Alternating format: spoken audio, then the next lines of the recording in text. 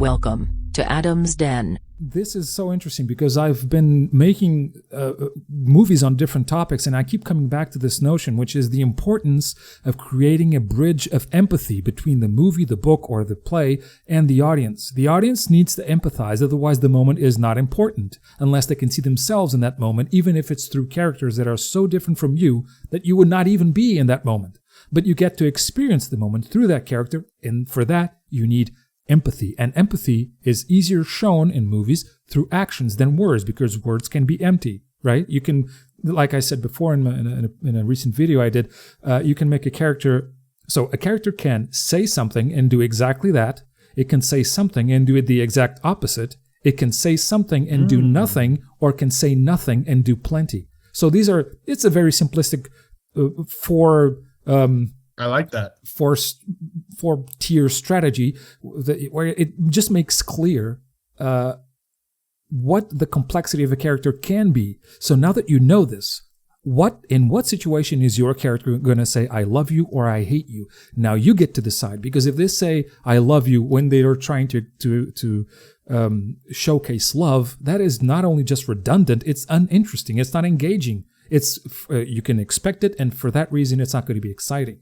And one movie that I think did this really well was The Perfect Murder from 1998. The 1998 version is actually a remake of a 50s movie. I can't remember the exact year, but it's with Michael Douglas, Gwyneth Paltrow, and Viggo Mortensen. And, just tell me a little bit about that. I have the synopsis right in front of me. So, on IMDb, the synopsis reads the following. A wealthy Wall Street speculator discovers that his wife has a lover. He investigates him and uses the character and stick to make him murder his wife. Planned to detail, it seems like a perfect murder. Now, one of the most the movie itself is exciting. You really don't know what's going to happen, but they really did a great job showcasing the kind of relationship that Michael Douglas has with Gwyneth Paltrow, the couple in the movie. And they say I love you when they don't mean it. And you can totally see that. And that's why it's engaging. It's, again, dramatic irony. We know that you hate each other, but you stick with it. How many of us, in so many situations in our lives, are in a circumstance where we hate the circumstance, but we stick with it for some reason? We have something to gain. There is also the notion that everybody has an agenda.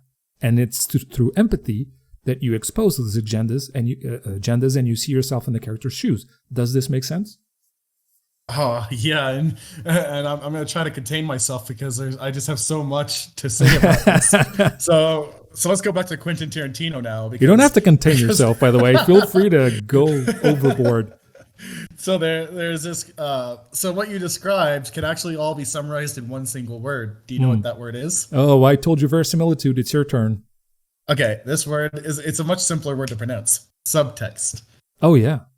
Because subtext is what's not being said. So whenever characters are interacting with each other, subtext is the conflict that we can understand and see, but it's not being explicitly told to us or to the characters that are interacting with each other.